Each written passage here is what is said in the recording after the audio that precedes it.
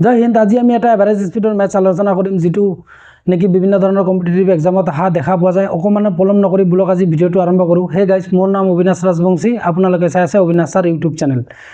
কুৱেশ্যনটো কি আছে যে ৰোহিতে মুঠ দূৰত্বৰ 1/4 20 kilometre per hour, 1/4 10 kilometre per hour আৰু বাকী যাত্ৰা 80 কিলোমিটাৰ পাৰ আৱাৰত অতিক্ৰম কৰে।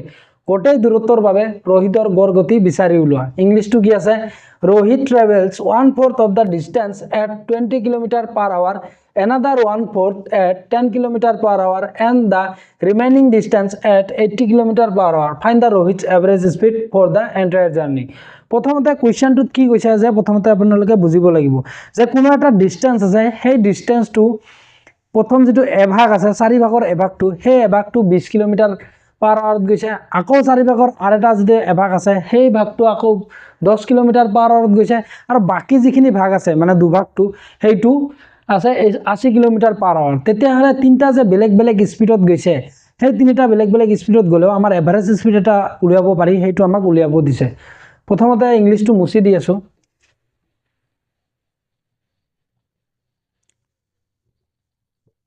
সলিউশ্যন। এতিয়া চাওক, মই এটা কুৱেশ্যনটো বুজাই দিছোঁ। ছাপোজ ধৰক এৰ পৰা বি এটা ডিষ্টেঞ্চ, এৰ পৰা বি এটা ডিষ্টেঞ্চ হয়, মুঠ ডিষ্টেঞ্চ ধৰক ডি। ঠিক আছে, প্ৰথমতে 4টা ভাগ কৰিছে, 1 ভাগ 2 ভাগ 4 ভাগ, মানে 4/1, যে যিকোনো বস্তু এটাক 4টা ভাগ কৰি তাৰে এভাগ লৈছে। প্ৰথমটোৰ ক্ষেত্ৰত এইটো কিমানত গৈছে? 20 কিলোমিটাৰ পাৰ আৱাৰ। ঠিক আছে, তাৰপিছত আকৌ 4 ভাগৰ যিটো এভাগ থাকিব, সেইটো গৈছে 10 কিলোমিটাৰ পাৰ আৱাৰত, সেইটো গৈছে 10 কিলোমিটাৰ পাৰ আৱাৰ। আৰু যিটো বাকী দুভাগটো আছে, বাকী ৰিমেইনিং পাৰ্টটো মানে দুভাগটো আছে, এতিয়া বাকী দুভাগটো গৈছে 80 কিলোমিটাৰ পাৰ আৱাৰ। ঠিক আছে, যিকোনো বস্তু এটাক 4টা ভাগ কৰিছে, এই যিটো টোটেলটো ডিষ্টেঞ্চ আছে, এই ডিষ্টেঞ্চটোক 4টা ভাগ কৰিছে। এই 1/4 মানে 4 ভাগৰ এভাগ। যিকোনো বস্তু এটাক আপুনি 4টা ভাগ কৰক, 4টা ভাগ কৰাৰ পিছত তাৰে এভাগ লওক। তাৰপিছত আকৌ কৈছে যে 4 ভাগৰ এনাদাৰ ভাগ, যিটো বেলেগ ভাগটো আছে, এভাগটো লৈছোঁ 4 ভাগৰ এভাগ, তাৰপিছত 3টা ভাগ থাকিল নে নাই, 3টা ভাগৰ পৰা আকৌ এটা ভাগ ল'লোঁ, তো এইটো 10 কিলোমিটাৰ পাৰ আৱাৰত গৈছে। তো এভাগ গ'ল, দুভাগ গ'ল। আৰ যিটো বাকী দুভাগ থাকিল, 4 ভাগৰ 2 ভাগ, মানে আৰ যিটো ৰিমেইনিং দুটা ভাগ থাকিল, সেই দুটা ভাগটো 80 কিলোমিটাৰ পাৰ আৱাৰত গৈছে। ইয়াতে বুজাই দিছোঁ যে 4টা ভাগ কৰিছোঁ, প্ৰথম ভাগটো কিমানত গৈছে? 20 কিলোমিটাৰ পাৰ আৱাৰ। ঠিক আছে, এইটো চাওক, ৰোহিতে মুঠ দূৰত্বৰ, এইটো মুঠ দূৰত্বৰ ডি বুলি ধৰি লৈছোঁ, 1/4 মানে 4 ভাগৰ 1 অংশ, 4টা ভাগ কৰিছোঁ তাৰে 1 অংশ, 1/4 20 কিলোমিটার পার আওয়ার যায়, 20 কিলোমিটার পার আওয়ার যায়, 1/4 20 কিলোমিটার পার আওয়ার যায়। আৰু বেলেগটো মানে আৰু অন্য 1/4 ইয়াতে দিয়ক, অন্য 1/4 বুলি দিলেও কথা নাই।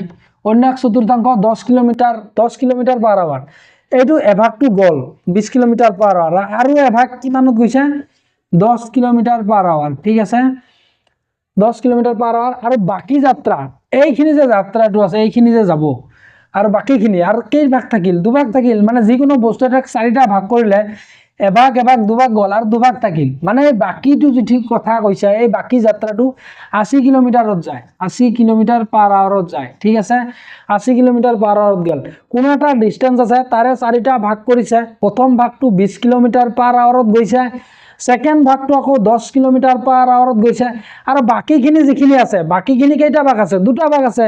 এই যিটো দুটা ভাগ আছে, সেইটো 80 কিলোমিটাৰ পাৰ আৱাৰত গৈছে। এতিয়া আমি কি ডিষ্টেঞ্চ এটা আছে, ঠিক আছে, এৰ পৰা বিলে যিটো ডিষ্টেঞ্চ আছে, কিন্তু ইয়াতে কি স্পীড 3টা পাইছোঁ।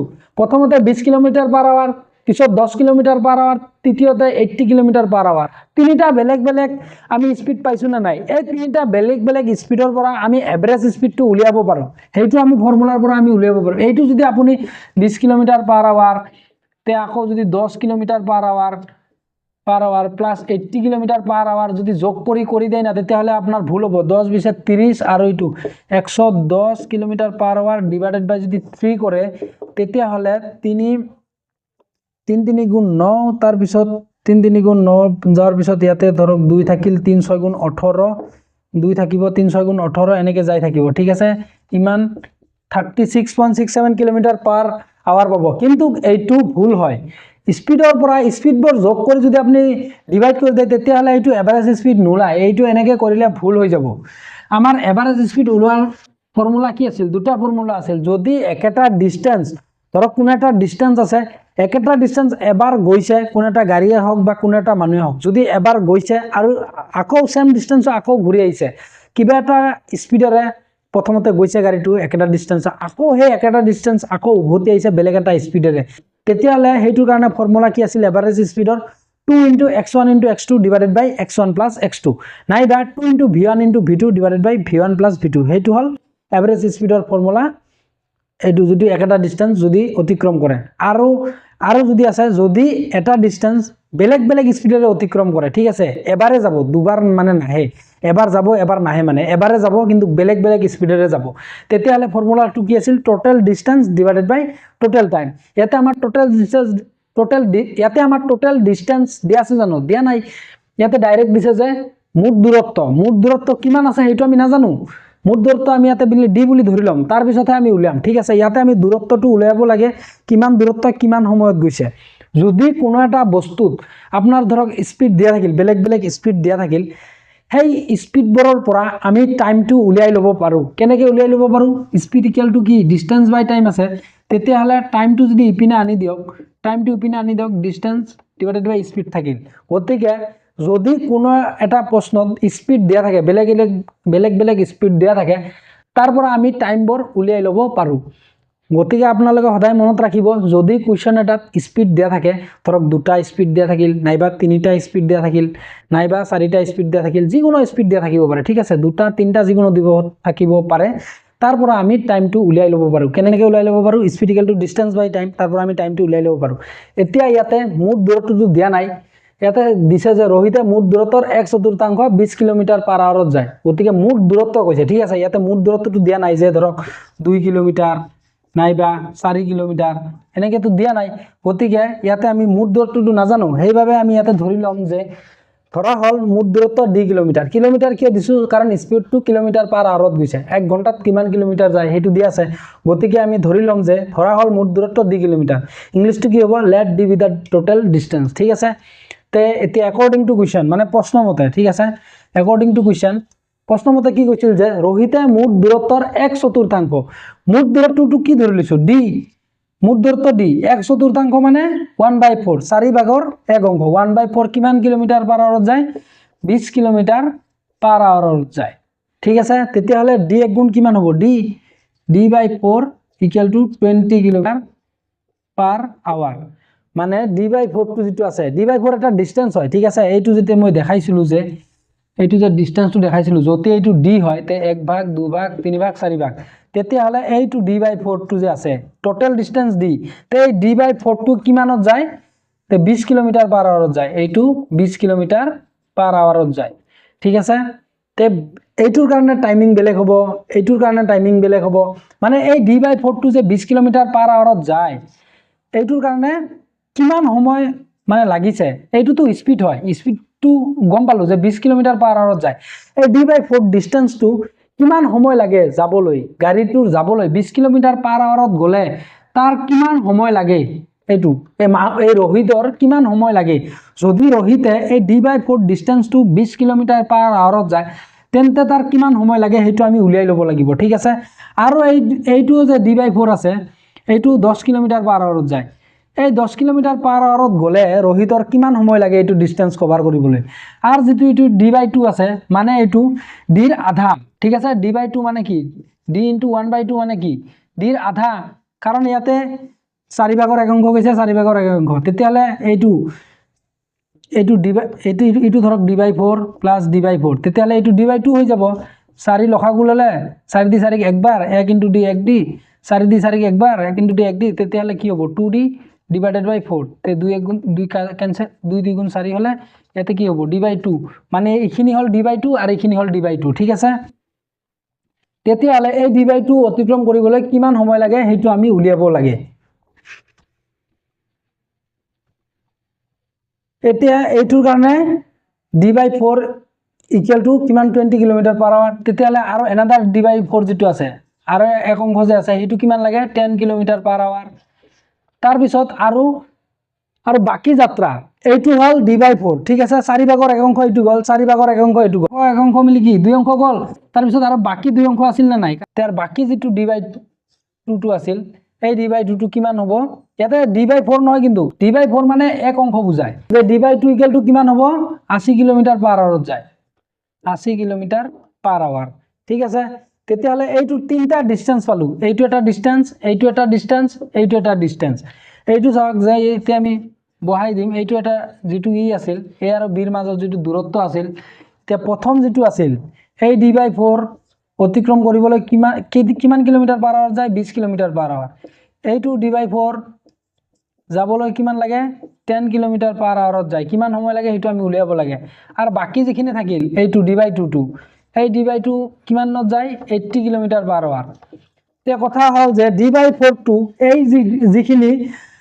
যিখিনি দূৰত্ব আছিল এইখিনি দূৰত্ব 20 কিলোমিটাৰ/আৱাৰত যাবলৈ হলে কিমান সময় লাগে এইটো আমি টাইমটো উলিয়াম তাৰ পিছত এই d/4 যেটো ডিসটেন্সটো আছিল এই ডিসটেন্সটো যাবলৈ 10 কিলোমিটাৰ/আৱাৰত যদি যাও কিমান সময় লাগে হেতু আমি উলাম আৰু বাকি যিখিনি আধা অংক থাকিল d/2 এটো যদি 80 কিলোমিটাৰ/আৱাৰত যাও তেতিয়ালে কিমান সময় লাগে এই সময়টো যদি আমি উলিয়াব পাৰো তেতিয়াহলে টোটাল ডিসটেন্স পালো তিনটা এইটো যদি যোগ কৰি দাও তেতিয়ালে আমি টোটাল ডিসটেন্স কিবা এটা পাই যাম তাৰ পিছত আমাৰ যেটো সময়টো আছিল এই সময়টো যদি পাই যাও তেতিয়াহলে আমি ফৰ্মুলাত বহাই দিব পাৰিম average speed = total distance divided by total time ঠিক আছে এতিয়া আমি কি জানো উই নো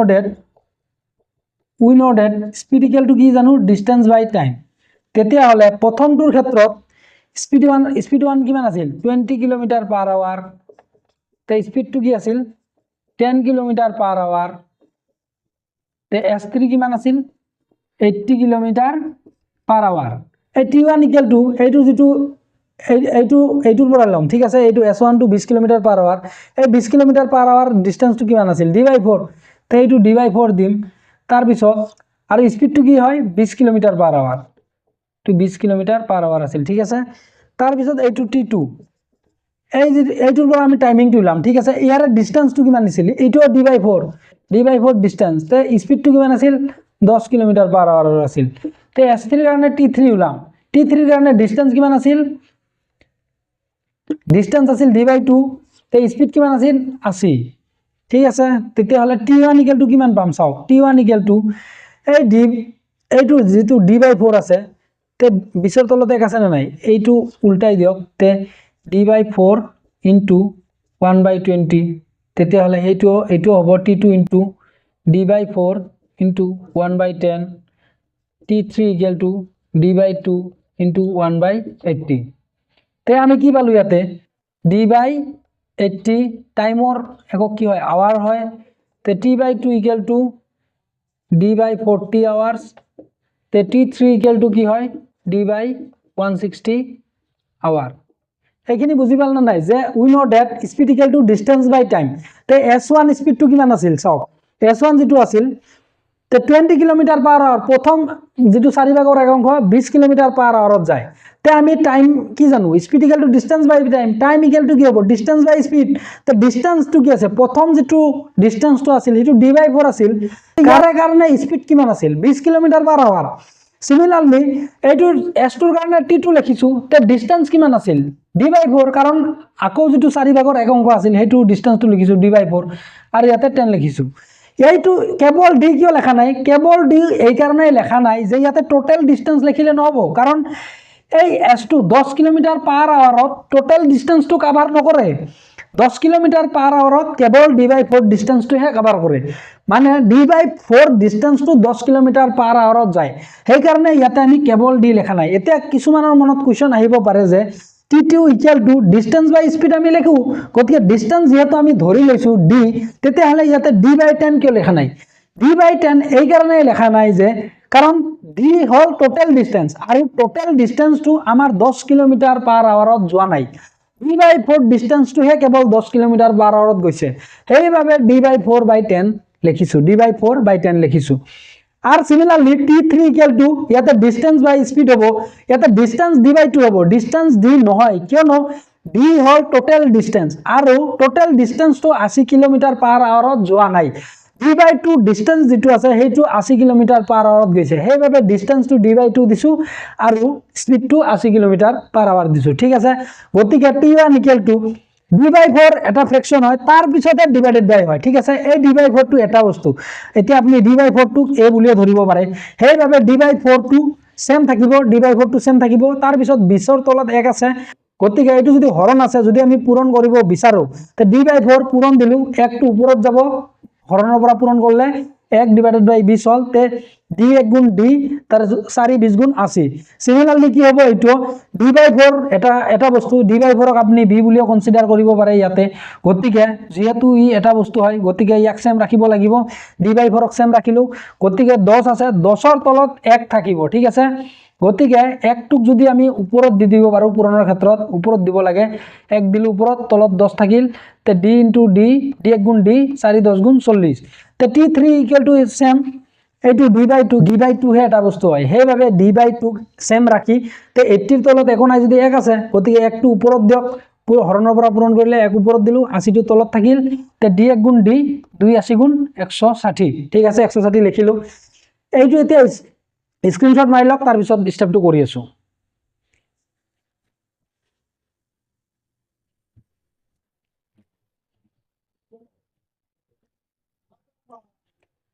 এতিয়া চাওক, আমি পালো যে ডিস্টেন্সও পালো, ডিস্টেন্সটো d আছে, তাৰ পিছত এতিয়া আমি টাইমও পালো। আমি এতিয়া এভাৰেজ স্পিডৰ ফৰ্মুলা কি আছিল, average speed equal to total distance divided by total time, ঠিক আছে।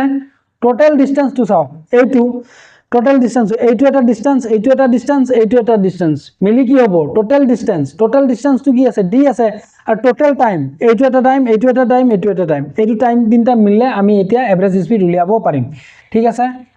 এতিয়া চাওক যে আমি এভাৰেজ স্পিডৰ ফৰ্মুলা কি আছিল, এভারেজ স্পিড ইকুয়াল টু কি হয়, total distance divided by total time, total time.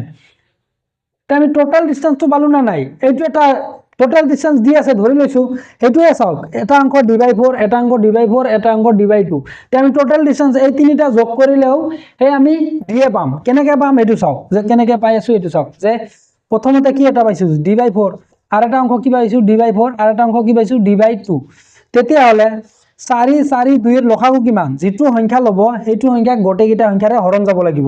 তে 4 4 হ'ব, 4 দি 4 কেইবাৰ যায়, একবাৰ হৰণ যায়, 1 ইনটু d, 4 দি 4 হৰণ কেইবাৰ যায়, একবাৰ, একে দি আকৌ এই দিক পূৰণ কৰক d, তাৰ পিছত 2 দি 4 কেইবাৰ হৰণ যায়, 2 দি 4 দুইবাৰ হৰণ যায়, যেইবাৰ হৰণ যায় সেইটো সংখ্যাৰে আকৌ এই ওপৰটো হৰণ কৰিব লাগিব। 2 দি 4 দুইবাৰ হৰণ যায়, 2 ইনটু d, 2d, তাৰ পিছত এটা d, দুটা d, কিমানটা হ'ব, 4টা d ডিভাইডেড বাই d, তে ডিভাইডেড বাই d নহয়, ডিভাইডেড বাই 4, তে এই 4 4 ক্যান্সেল গলে কি হ'ব, টোটাল ডিস্টেন্স d হ'ব না নাই, সেই কাৰণে টোটাল ডিস্টেন্স d। তে আমি এভাৰেজ স্পিডৰ ফৰ্মুলা কি আছিল, এভাৰেজ স্পিডৰ formula total distance divided by total time. তে আমি টোটাল ডিস্টেন্স পালো না নাই, টোটাল ডিস্টেন্স d, আর টোটাল টাইম পালো না নাই, d/80, d/40, d/160, গতিকে আমি এতিয়া উলিয়াব পাৰিম।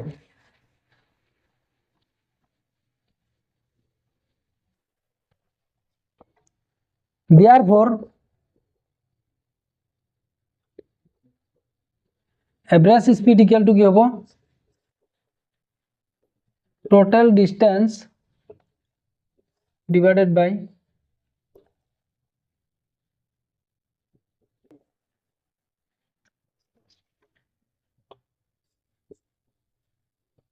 total time, ঠিক আছে, total distance divided by total time, তে total distance কিমান হ'ব d, তে total time কি আছে, প্ৰথমটোৰ কাৰণে কি আছিল, যে d/80, তাৰ পিছত দ্বিতীয়টোৰ কাৰণে কি আছিল d/40, তৃতীয়টোৰ কাৰণে কি আছিল d/160, ঠিক আছে।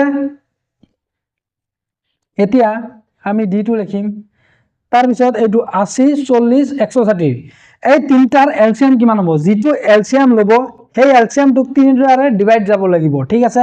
আৰু এলসিয়ামটো এই তিনটা সংখ্যাৰ যে এলসিয়াম লব, আটাইতকৈ সৰু সংখ্যাটো লব লাগিব, যেটোক নেকি এই তিনটাৰে হৰণ যায়। 80 40 160 ৰে হৰণটো আটাইতকৈ সৰু সংখ্যাটো কি 160 হয়, তে আমি ইয়াতে 160 লিখি ললো, ঠিক আছে, ইয়াতে আমি 160 লিখি লম।